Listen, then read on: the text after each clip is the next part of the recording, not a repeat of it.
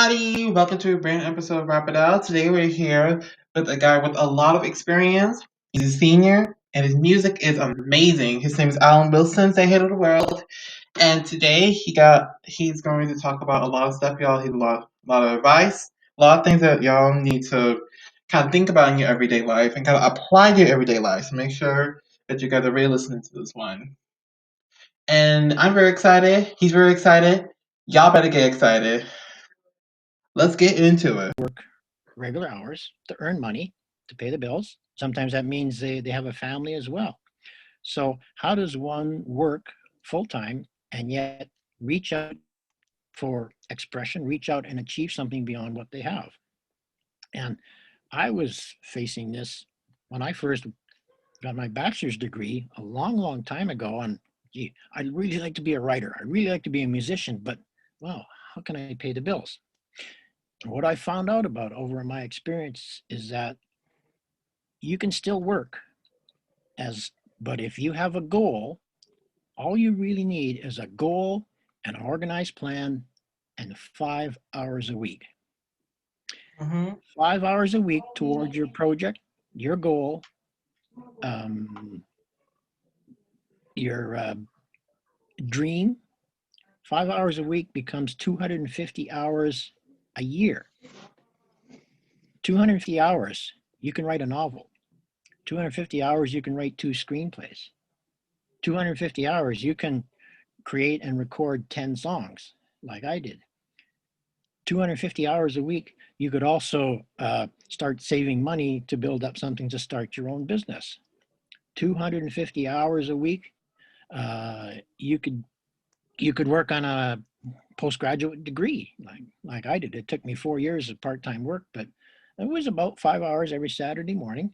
And then after 4 years, without having any interruptions in my income, master's degree. So if you're talking about you're being tired, completely natural, completely normal. It's hard to earn a living and have creative goals on the side. And I found out from the things that I've achieved with writing and music and getting my master's degree, 5 hours a week. But you Mm-hmm. have to have a plan and you have to stick to it. Right. Right. Definitely.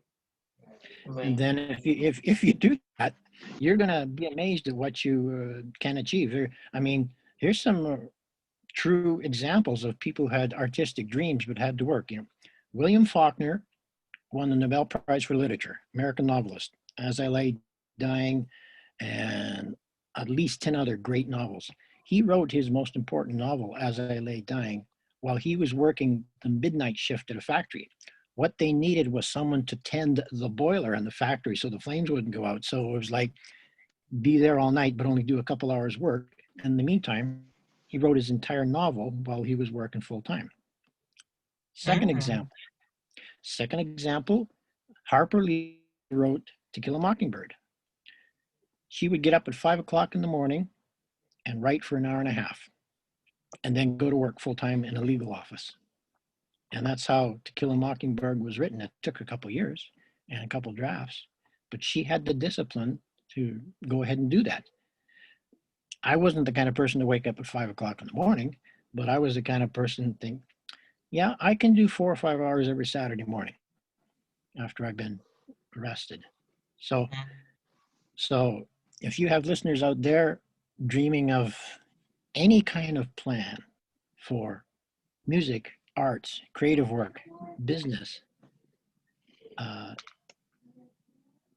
5 hours a week, if you're consistent and you're determined, you will get it. And you may not get exactly what you want. Maybe you'll write a novel or create 10 songs and it won't exactly be the way you dreamed, but the process of spending all that time and organizing yourself and coming up with a final result will change you. You will learn a great deal.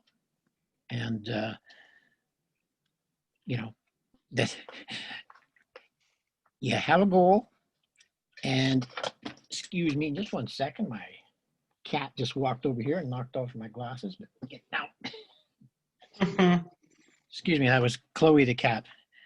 Um, uh, but if you want to achieve a goal, well, anyone can sit around and say, I want this, but you got to have a plan. How many hours are you going to commit to it? How much research are you going to do? Another thing about goals and plans is that you have to be reasonable. People who sit down and say, I want to be the best country music singer ever, well, you might do it, but most likely you won't, because there's a million other guys who want to be the best country music singer. But if you have a moderate goal, like, okay, I want to end up recording 10 songs and put out some YouTube videos that will get maybe 2,000 hits, a moderate goal to succeed. And if you succeed with a moderate goal, not only will you achieve something, you'll learn a lot. And then immediately after you get your moderate goal, you'll start setting your next goal, and you build it from there. If you set your goal too high and you don't achieve it, you'll just get depressed, demotivated, and nothing gets done. Right. Right, definitely. So lots of lessons learned, but although we're talking about my music, I had other projects over the years, like I mentioned, getting my master's degree, and the ones that worked were I had a reasonable goal, I got really organized about it, committed to a schedule or a plan, and did it.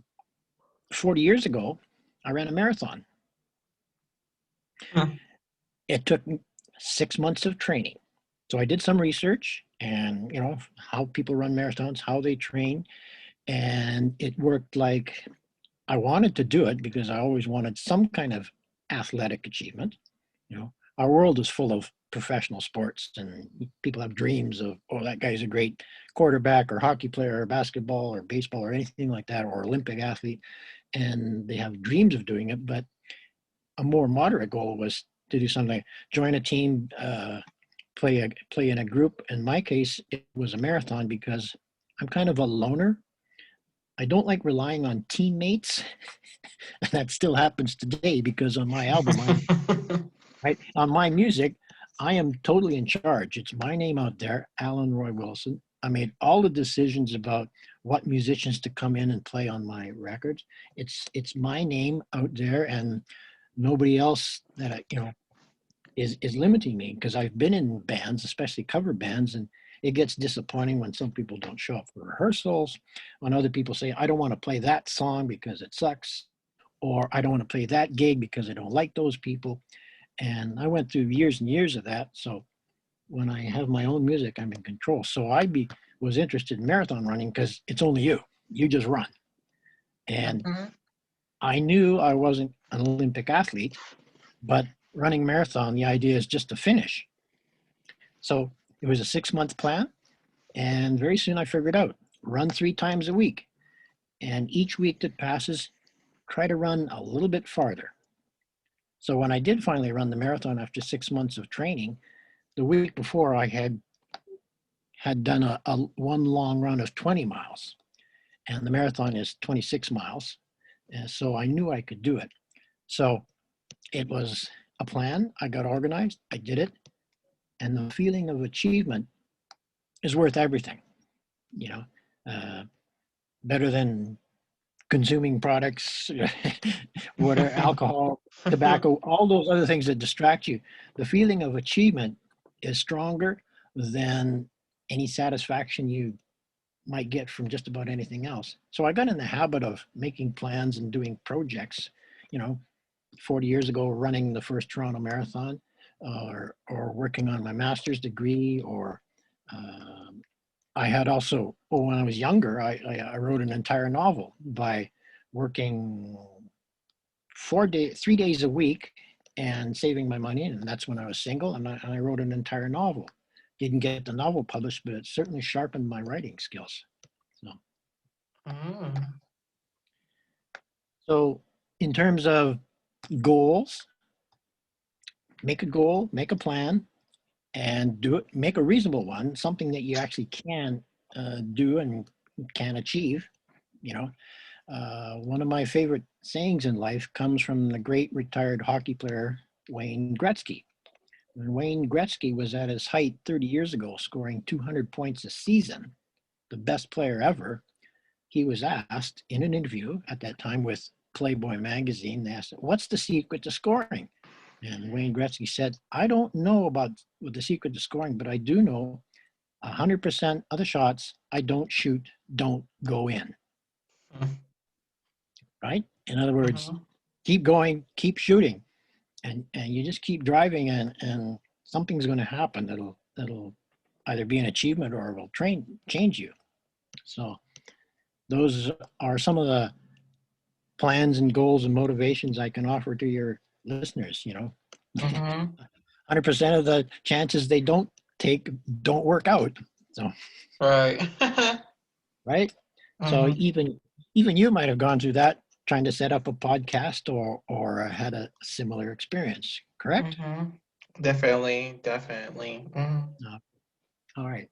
So I want to talk a little bit about my music, and your listeners would well, they might be interested, they might not, but time to expand their horizons. Okay. So here I am at my age, wanting to tell stories with music, wanting to be in the studio. This built up over years of, first of all, playing in a church band, playing in the 70s as a solo artist, but playing in a church band. And then the church band led to somebody forming a cover band. And I spent 8 years in cover bands. And although we didn't play a lot, sometimes we performed 20 times a year. We rehearsed twice a week. We were really good about that. And so I got more and more interested in the art of recording songs, because a recording is a recording. It's there forever. If you make it the best you can and it turns out really good, it's there forever. You can have a brilliant performance for 300 people, and if it's not a recording, it just floats off into the air. So I was always interested in that. But I have to bring you back to the hardest, most difficult time of my life. And if you look up Allan Roy Wilson on Facebook, or the other Allan Wilson, have two Facebook pages, you'll sift through the information and you realize what happened to us. Um, when my son was 14 years old, he was diagnosed with osteogenic sarcoma, bone cancer, Mhm. and that was 98. He lived 22 months and passed away in January of 2000. And Wow. anyone else will tell you that having a child die is the worst thing ever. It's worse than your own death. Um, it it tortured us. Our son fought bravely, and our son actually led us through it, because he was 14 and he passed away at 16, and he was really smart, and he would say things like, "Dad, I want you to go on." And when your son is in the last months of his life with a terminal diagnosis, when he says something like that to you, that helps, and that continues to guide me. So he passed away. I did keep a journal in the last 6 months of his life when he was in the terminal phase. When he was sleeping in the morning, I would write about everything that happened the previous day. And when he did pass away, I had 110,000 words about the journal of his, what we said the previous day, the medications, the treatments, the thoughts, the plans, the occasional arguments, the whole torturous experience. I wanted to get it published as a book, and he actually encouraged me to do that while he was still alive. So I had this journal. I shaved it down to about 80,000 words. I did get an agent in Hollywood who shopped it around, and the response was pretty much uniform, all the same. Extremely well written, heartbreaking, but it's a down story. It starts down and gets worse because, in other words, Josh died, he passed away. That kind of experience changed us forever. Wounded is a good word for that. Because Josh was kind and said, I want you to go on, after about 3 months after the funeral, I started back at teaching. Wounded, but actually ever so slightly a better teacher, and carried on like that. Got involved first in the church band, and very soon after that in these cover bands. Music was a really healthy outlet to learn your craft, learn about, duplicating other people's songs. How did the Beatles put this song and can do this? Learning how you watch the chord changes, the melodies, the tempos, listening to the recordings, making a unique cover, and learned a great deal. And as soon as I was in one cover band, after about a year, I began to think, I'd like to record the band. So one of those bands at that time was called Moon Dancer. We did record an entire album, paid for it mostly, almost entirely myself as a project, and learned what it was like to put 12 songs together with a cover band and work in the studio. Later on, the cover band changed its name, and we kept going. And I recorded another 5 songs with the second cover band that was called Dory and the Weathermen. Those songs are still out there, and some of them are really good. Our version of Hit the Road Jack was really popular, like 13,000 YouTube hits, and still makes a few pennies every month. But it was the craft of learning about recording, and I'd always been interested in it. When we started to have difficulties in the cover band, like I mentioned before, people not showing up, people not wanting to play certain songs, it became clearer to me that I would be better off recording my own songs. So I started to do that almost exactly 3 years ago. And I soon realized, of course, if you're going to write your own songs, as I said, it's better if you are a unique person writing unique songs rather than copying somebody else's style. Mm-hmm. I began to write songs about things that were really important to me. The first one I wrote was almost a political song called What Are You Doing Now? Brackets, America, America. And it's just a Canadian look at things happening in your country. 2 verses somewhat critical, the third verse somewhat respectful. And but the second song was where my heart was. And that's the song about my son that I wrote without mentioning his name, called I Just Want You to Come Home. And that is also the title of the album. And behind that, of course, I just went deeply into my thoughts about what it was like to lose my son, how it hurts, and without mentioning his name, just basically saying, I don't want anybody to be on the road with me. This is so hard.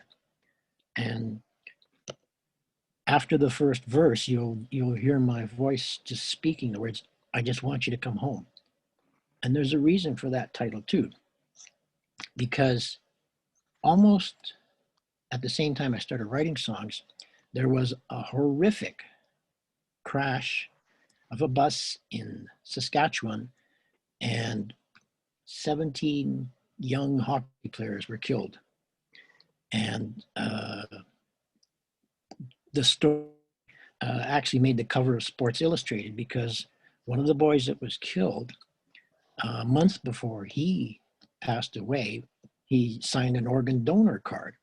So when he did die with his parents in the hospital, and 5 of his organs moved on to other people. And it's called the Logan Boulet effect because his name was Logan Boulet. And he donated his organs, and it became a phenomena in Canada and other parts of the world where more than 100,000 people signed up to sign the organ donor cards. I knew the father, Toby Boulet. We were teaching colleagues. And 1 month after his son's funeral, which is about almost exactly 3 years ago, we were talking as we were both bereaved parents. And at the end of the conversation, I'm supporting him because my tragedy was January 2000. His was spring of 2018. But we were talking, and at the very end of it, a month after the funeral, he said, I just want him to come home. And I know exactly what he meant, because a month after your son's funeral, there's such a incredible sense of dislocation and unreality. your mind just slips back. Well, I'll wake up tomorrow and he'll be there. Or I just want him to come home. And I know exactly what he felt because I had felt that too many times earlier. That became the title of the song. That became the title of the album. So I went into the studio with the lyrics, the chords, the melody, all written. And I knew if I was going to do my own album, I wasn't going to worry about putting a band together. So I thought, each time I'll do a song, I'll just bring in whatever musician I want to make that particular song work. So when I got to I Just Want You to Come Home, I just felt, you know what we need here? There's me on acoustic guitar with my voice and my lyrics. Let's bring in a cello. And and the guy running the studio doing the recording, a really great musician named James Oldenburg, says, sure. So we got a guy from the Lethbridge Symphony to come in and do a cello part. And what it is, there's the opening of the song, there's a verse, there's a chorus. There's a second verse, a second chorus, and over for the third verse, I didn't sing, the cello improvised, and it was beautiful. The cello player, Mark Rogers, was able to do his entire work with 2 different tracks in an hour. And we put it all together. And I knew instantly my best way to do this album was to not worry about a band, just keep bringing in whatever different musicians I would need. And, you go back to the 60s, and there's lots of examples like that because Bob Dylan goes into the studio with dozens of songs sometimes, and it's him and his voice and his guitar. And then you got different players with guitars and keyboards and drums, a rotating band all the time. And if you go to other 60s musicians, people like Donovan, he just had his voice and his lyrics and his guitar and his voice.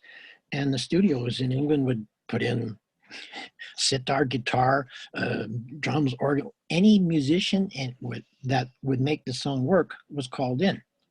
So my approach to this whole album was, if the next song needs something else, I'll bring it in. So the song after one of the other songs, I had a bassoon solo. On one of the songs that's more like a country gospel song, I'm playing mandolin and I have 4 singers supporting me with vocals. I got the studio owner, James, to play some jazz guitar licks. I got a different song entirely with some rock and roll in it about the fun of playing rock and roll. I got a guy to play guitar like Eric Clapton. So the 10 songs, they're all different. And they were never meant to be duplicated with a band because I'd have to have a band of a dozen people, which is extremely difficult and expensive. So it was just, let's just do an album calling in each different musician that I need for each song. So for your listeners who are interested in rap music or creating songs like that, you can make music any way you want. I mean, I paid the musicians, not tons of money, but an honorarium for coming in. And if the guy was doing a solo, I'd give him sort of a double honorarium. And you can do it any way you want. And the album really, well, for my standards, it did what I wanted it to do. 10 songs, all different, based on lyrics, and the lyrics based on my life. Therein is the story of Allan Roy Wilson's album, I Just Want You to Come Home.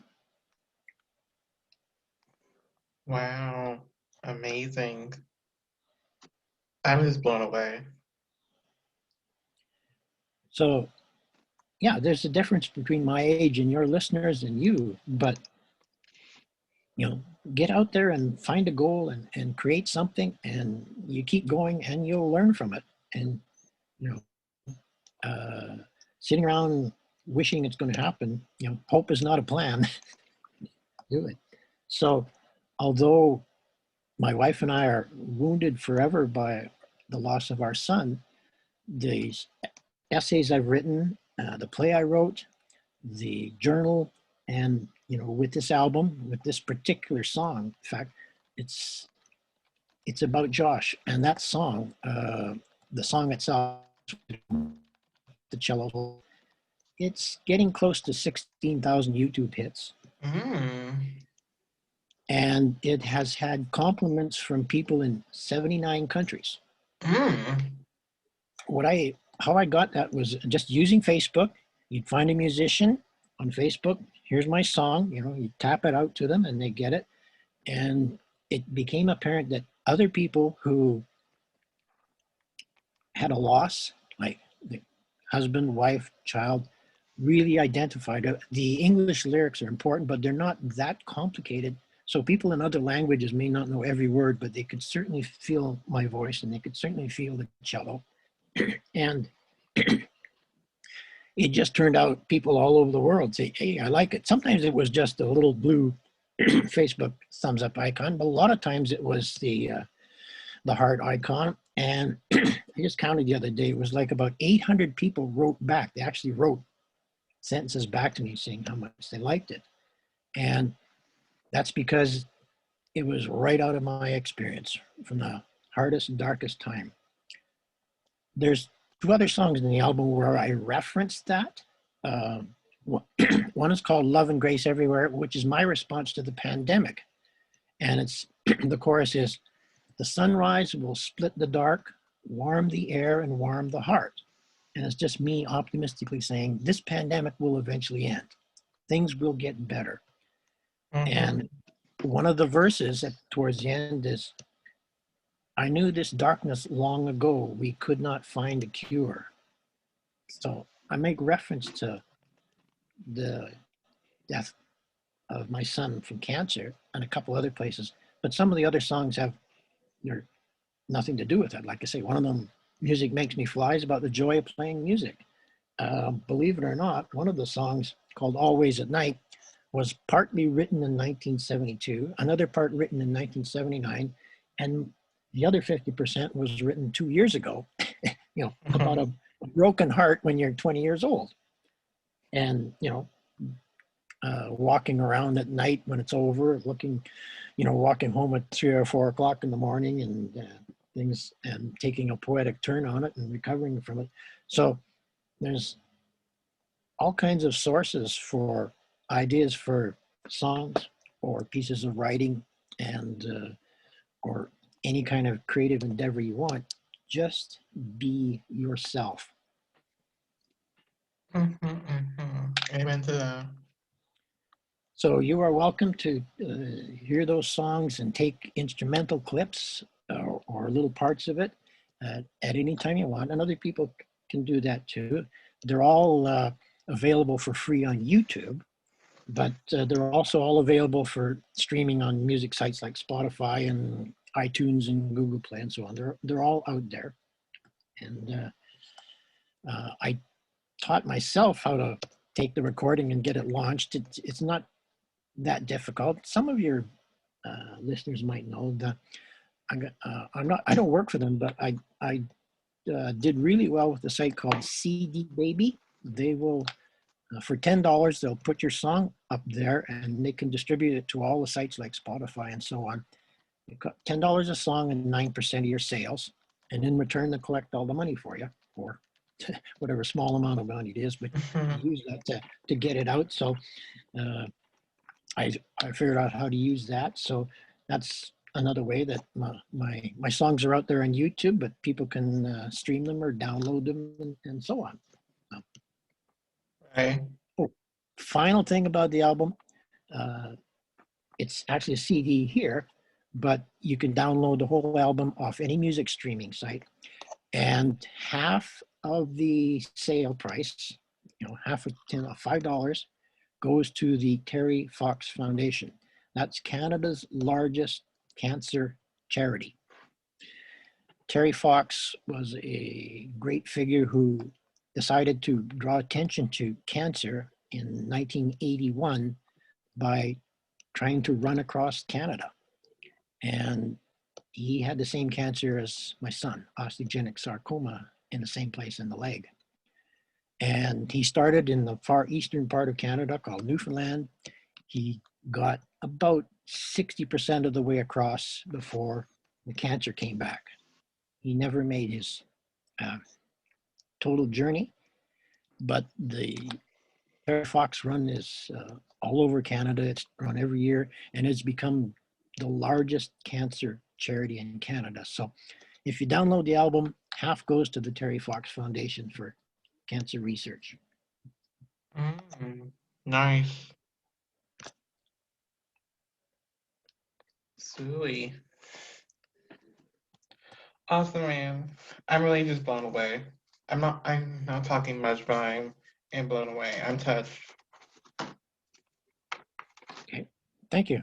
Well, like I said, it was the fall of 1999 when our son said, I want you two to go on.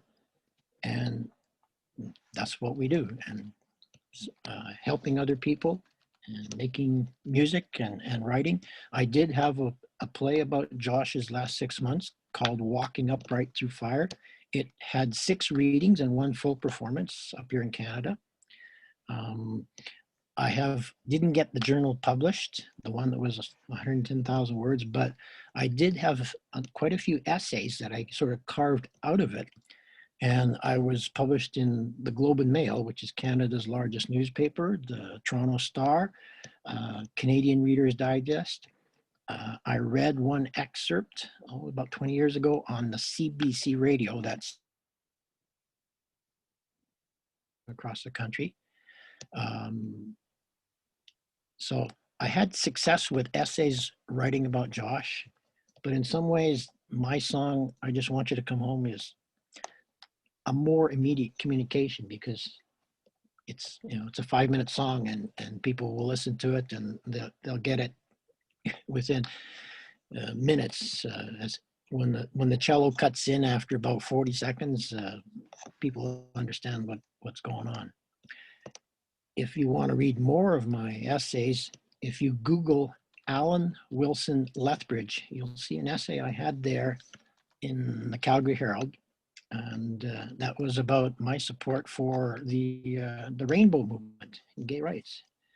Because you see, once in a while, there's radical idiots who go around saying, if my son was gay, I'd disown him, etc., etc. Those kind of people I can't stand. Because you see, I had a child and now I have nothing. I would love to have a gay son because I would have a son. So my stand was I completely support that, the rainbow flag and the movement, and God bless anybody who's going to contribute to society and be useful and helpful and nice. I support them. Yeah, I'd love to, and I have nothing. So those idiots out there saying I disown my son or it's a sin against God, blah, blah, blah. Sorry, no sale here. I know what life is like. I know how hard it is. And, so that's where I stand. So yeah. Google Allan Wilson Lethbridge and the essay.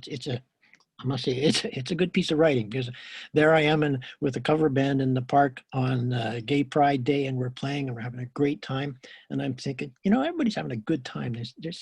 There's gay people out there, and I wouldn't care if my son was gay. They're relaxed, they're having fun, they're getting along in life. That's the way life should be. So. Yeah, definitely. And oh my God, wow, I gotta take a breather. Yeah. Okay. Well, I think that's just about everything I've written down in my notes. Funny little lessons in life. Like never count your money until you count your money, right? Another thing, when you're planning something, always consider the stupidity factor, right? No matter what you do, what you plan, the stupidity factor is going to kick in somewhere. Yes. Right? And to your listeners too, I would say stay healthy because you can do amazing things when you're my age if you're healthy. If I was crippled up with all kinds of physical problems, it's really difficult to do writing or music. But if your listeners have an attitude of, okay, stay healthy, because there comes a time you can work full time, and then there comes a time, if you're lucky, you retire at 60 and you got time and money, so it can work out Mm. well. So Never thought about that. yeah, that's important. I mean, you can have fun and fool around and everything, but figure out some kind of exercise program and healthy eating, and just do all the basics other people tell you, because you know 300 years ago the average lifespan was like 45. Now we can go in North America 75 to 85, and you can work for 35 years and get a small pension or work part-time jobs, and you can still end up being healthy, and you want to be in good shape to keep going. Mm-hmm. So I think that's about it. All right. Mm. All right, I say thank you so much for the advice. Thank you. I really just took it in. I know I didn't really talk much. I was just blown away. I'm just blown away by everything. Well, I hope your listeners can get something out of it. But just think of that guy that's talking. He's like my old English teacher, and that's what I am. But but now I may not listen to much rap. I do like Gangster's Paradise, though. 20 years ago, that was a great song. Yeah. Um, and there's a couple other ones that really move. But I recognize the genuine aspect of it. People are talking about what's really important to them, how hard it is on the street or in their lives, and they must express themselves. And I wholly endorse that. Mm-hmm. Definitely. Definitely. Oh, and by the way, could you do a little something for me? Okay, what? Well, for this show, it's a little something special I like to do. Do you have could you do a little performance for us? Just this one little one. I'm sorry, say that again. Could you do a little performance for us? Performance. Sing? Anything. I know you're a rapper, so what I so for my musicians, you could perform a song if you want. Oh, I don't have a bar in front of me. Sorry. I mean, um I can recite some of my lyrics in a poetic voice. I can do it that way. Yeah, sure. Okay, just hang on a second. All right. Right. Let's see. How about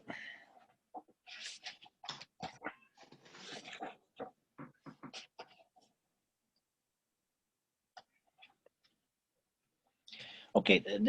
One of my songs is a bit like a rap song, and it's called "What Are You Doing Now, America, America."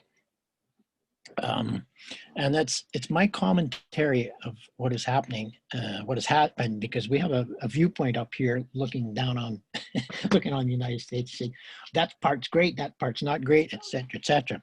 Um, and the verses of the song, they're only in one chord, so it's like almost like a rap. British kid once asked me, "What is America like?" I said, "Wonderful and dangerous, and the danger seems to spike when the angry ones get loose and the leaders let them fight. You got 2,000 lies pulling you apart, video games and movies blowing up the art, fire in the mountains, and the rain won't fall. No problems, EPA, no problems at all. What are you doing now? America, America, America. What are you doing now? Second verse. I knew there was a dark side, so against all advice, I went for a visit, and the people seemed nice. Gun dealers, trade show, weapons on the table, automatics and handguns with scopes to enable. Kill 100 deer, but your neighbor's unstable. Dealer had a photo, black mark below the knee, shot himself in the foot, didn't get the irony. What are you doing now? America, America, America. And then there's a trombone solo. And then you get to the third verse where there's respect. The past ain't coming back. Great things from history. Formed the republic, democracy, medicine, crops, universities, inventors and writers, and men on the moon, blood on the beaches, Normandy in June. Create a new future. Don't forget the past. 76 trombones, but the parade won't last. There is the song. Wow, nice. I really like it.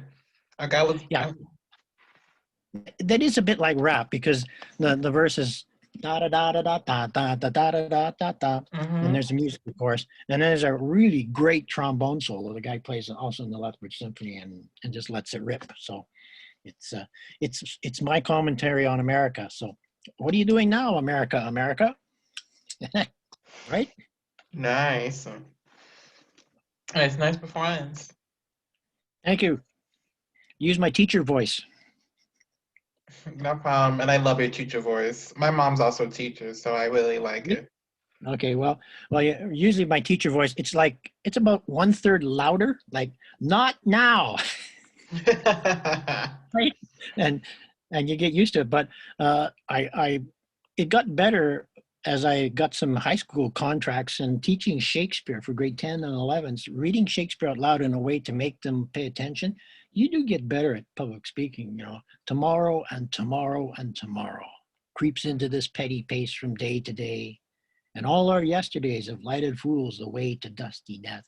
Out, out, brief candle. Life's but a walking shadow, a poor player that struts and frets his hour upon the stage and then is heard no more. That's Macbeth. So, Nice. okay. Nice.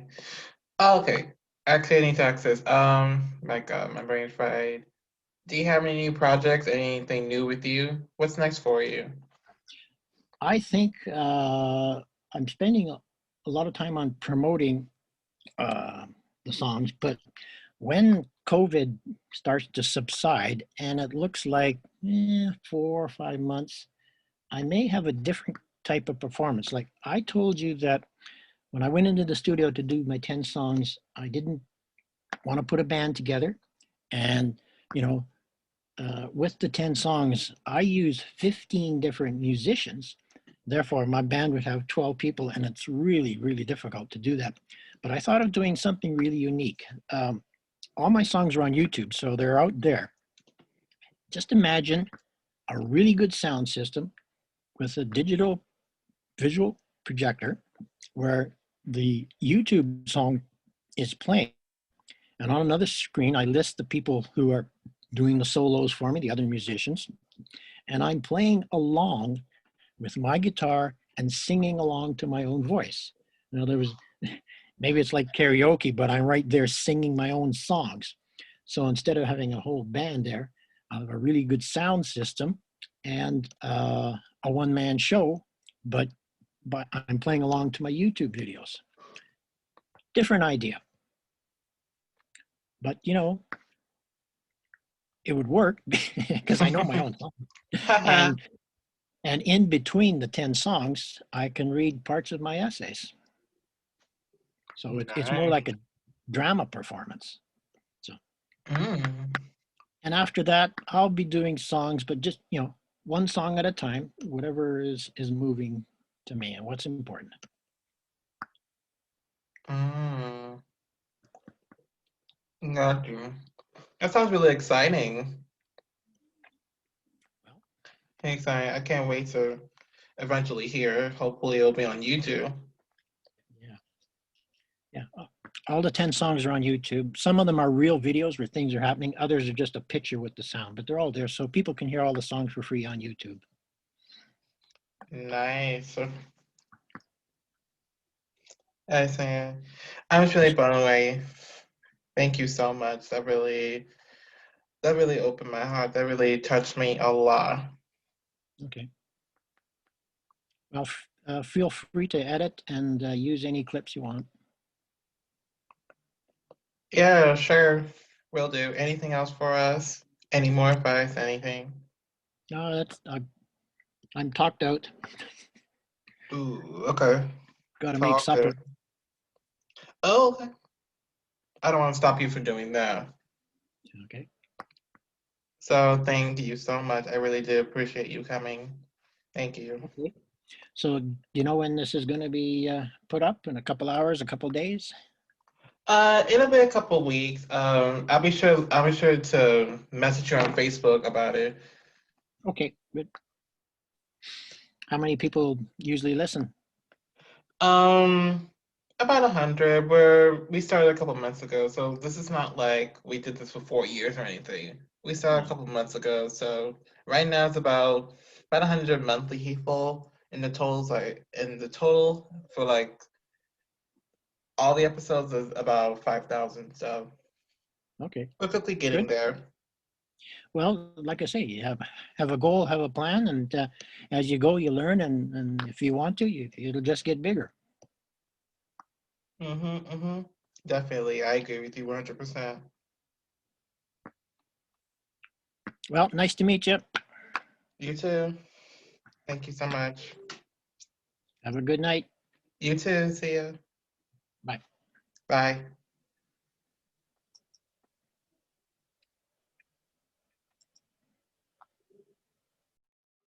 Thank you guys for watching. I hope you guys loved this episode. Hope you guys loved this interview.